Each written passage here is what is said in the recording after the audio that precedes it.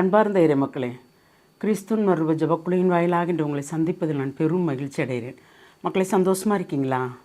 நிறைவாக இருக்கீங்களா? மகிழ்ச்சியாக இருக்கீங்களா? மன அமைதியாக இருக்கீங்களா?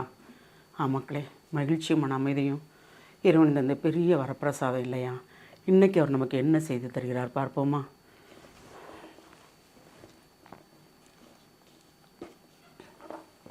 இறைவாக்கினர் எஸ்யா எழுதிய நூல் அதிகாரம் 61, இறைவார்த்தை 1-3 முடிய. ஆண்டவராகிய என் தலைவரின் ஆவி என் மேல் உள்ளது, ஏனெனில் அவர் எனக்கு அருள் பொழிவு செய்துள்ளார். ஒடுக்கப்பட்டோருக்கு நற்செய்தியை அறிவிக்கவும், உள்ளம் உடைந்தோரை குணப்படுத்தவும், சிறைப்பட்டோருக்கு விடுதலை பறைசாற்றவும், கட்டுண்டோருக்கு விடிவை தெரிவிக்கவும் என்னை அனுப்பியுள்ளார். ஆண்டவர் தரும் அருள் ஆண்டினை முழங்கவும், நம் கடவுள் அநீதிக்கு பழிவாங்கும் நாளை அறிவிக்கவும், துயருற்று அழுவோருக்கு ஆறுதல் அளிக்கவும், சியோனில் அழுவோருக்கு ஆவண செய்யவும், சாம்பலுக்கு பதிலாக அழகு மாலை அணிவிக்கவும், புலம்பலுக்கு பதிலாக மகிழ்ச்சி தலைத்தை வழங்கவும், நலிவுற்ற நெஞ்சத்திற்கு பதிலாக புகழ் என்னும் ஆடையை கொடுக்கவும் என்னை அனுப்பியுள்ளார். நேர்மையின் தேவதார்கள் என்றும் நாம் மாற்றியுமாறு ஆண்டவர் நட்டவை என்றும் அவர்கள் பெயர் பெறுவர். Praise the Lord. நம் இயேசுவை எப்படி தேர்ந்தெடுத்து தன் மகனையே அனுப்பினார், அதுபோல தான் இறைவாக்கினர் ஒவ்வொருவரையும் அனுப்புகிறார் ஆண்டவர் இல்லையா? ஏனென்றால் ஆண்டவருடைய நாளை அறிவிக்கும்படியும், ஒவ்வொரு நொடி பொழுது என்னென்ன நடக்கும் என்பதை தெளிவுபடுத்தும்படியும் அறிவிக்கிறார்.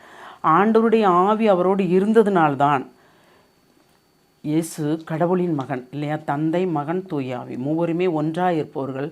அவருக்கே என் ஆவியை நான் அனுப்புகிறேன் என்று சொல்லுகிறார். அதுபோல் இறைவன் நமக்கு அவருடைய ஆவியை தந்து, தூய ஆவியை தந்து, ஒவ்வொரு முறையும் நாம் நற்செய்தி பறைசாற்றவும், நொறுங்குண்டவர்களுக்கு ஆறுதல் கொடுக்கவும், சிறையில் இருப்பவர்களுக்கு அவரை தேற்றவும் திடப்படுத்தவும் நம்மளை ஒவ்வொருவரையும் தேர்ந்தெடுக்கிறார்.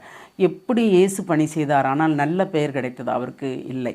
நாம் என்ன செய்தாலும் நாம் நேர்மையாக நடந்து எதுவும் பற்றற்று நாம் இருந்தோம் என்றால் கண்டிப்பாக நம்மளை வம்புக்கு இழுப்பார்கள், நம்மளை புறங்கூறுவார்கள். அதையெல்லாம் கருத்தில் கொள்ளாது நாம் இருந்து அவர் கொடுத்த பணியை மட்டும் நாம் செய்தோம் என்றால் எல்லாமே நிறைவாக இருக்கும். ஆனால் அப்படி நடந்தோம் என்றால் நமக்கு என்ன கிடைக்கும்? ஆண்டவர் அருள் தரும் ஆண்டினை முழங்கவும், நம் கடவுள் அநீதிக்கு பழிவாங்கும் நாளை அறிவிக்கவும், துயருற்று அழுவோருக்கு ஆறுதளிக்கவும் நம்மளை தேர்ந்தெடுக்கிறார் இல்லையா?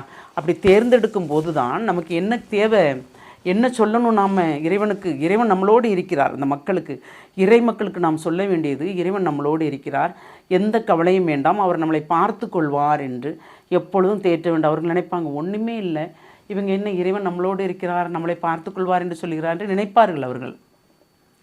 அந்த நினைப்பை உண்மையாக்கும்படி இறைவனிடம் நம்ம மன்றாடும் போது கண்டிப்பாக எல்லாமே நிறைவாக நடக்கும். நடக்குமா நடக்காதா? நடக்கும். நடக்குமா நடக்காதா என்று நாம் இரு மனநிலை நாம் கேட்டோம் என்றால் நடக்காது. ஒரே நிலையில், ஆண்டவரே இவர்களுக்கு இதை செய்து கொடும் ஆண்டவரே, உமக்கு சித்தமானால் அவர்கள் அதை கண்டு மகிழட்டும் என்று நாம் கேட்டோம் என்றால் கண்டிப்பாக எல்லாமே நடக்கும். ஏனென்றால் சியோனில் அழுவோருக்கு ஆவண செய்யவும், சாம்பலுக்கு பதிலாக அழகு மாலை அணிவிக்கவும், புலம்பலுக்கு பதிலாக மகிழ்ச்சி தேவத்தை வழங்கவும், நலிவுற்ற நெஞ்சத்திற்கு பதிலாக புகழ் என்னும் ஆடையும் கொடுக்கவும் என்னை அனுப்பியுள்ளார். ஆண்டவர் இயேசுவை அனுப்பினார். நாம் நலிவுற்று இருக்கிறோம், புலம்புகிறோம் இல்லையா? நாம் சாம்பலை உடுத்து, சாம்பல் அந்த காலத்தில் தவத்துக்கு பதிலாக சாம்பல், அந்த குற்றங்கள் புரிந்தவர்கள் மேலே சாக்குடை அணிந்து, சாம்பலை பூசி சாக்குடை அணிந்து தவம் இருப்பார்களாம். அப்போ சாம்பலுக்கு பதிலாக அழகு மாலை அணிவிக்கிறார் நம்முடைய தபத்துக்கு இல்லையா? நம் புலம்பலுக்கு என்ன தருகிறார்? மகிழ்ச்சி தைலத்தை தருகிறார். நலிவுற்று நாம் இருக்கிற நமக்கு என்ன செய்கிறார்? நல்ல ஆடை கொடுக்கிறார், புகழ் என்னும் ஆடையை தருகிறார். இதுதான் நம் ஆண்டவர் இல்லையா? அப்போது நம்ம ஆண்டவர் நம்ம இணைந்து நடக்கும்போது எல்லாமே நிறைவாக இருக்கும். இருக்குமா இருக்காதா?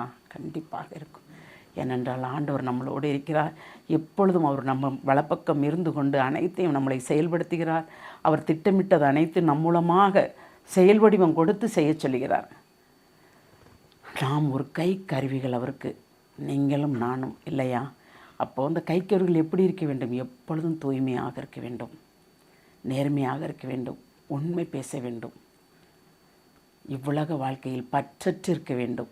அதுதான். அப்படி இருக்கும்போது தான் எல்லாமே நமக்கு நிறைவாக நடக்கும். அந்த நிறைவை கேட்போமா? எல்லாம் வல்ல இறைவா, நீர் மட்டும் போதும் ஆண்டவரே. ஆமாண்டவரே, நீர் மட்டும் போதும். நீர் இருந்தால் எல்லாமே நிறைவாக இருக்கும் என்று நாங்கள் விசுவசிக்கிறோம், நம்புகிறோம் ஆண்டவரே. அந்த நம்பிக்கையில் தான் ஒவ்வொரு நாள் நாங்கள் வாழ்ந்து கொண்டிருக்கிறோம். நாங்கள் வாழ்கின்ற வாழ்க்கை நீர் கொடுத்தது ஆண்டவரே. இந்த வாழ்க்கையை நிறைவாக வாழும்படி நீர் எங்களை ஆசீர்வதித்த கிருபைக்கு நன்றி கூறி எங்களை முழுமையாக உம்முடைய இரக்கத்துக்கு ஒப்புக் கொடுக்கிறோம். ஜெபம் கேட்கும் நல்ல பிதாவே. ஆமேன், ஆமேன்.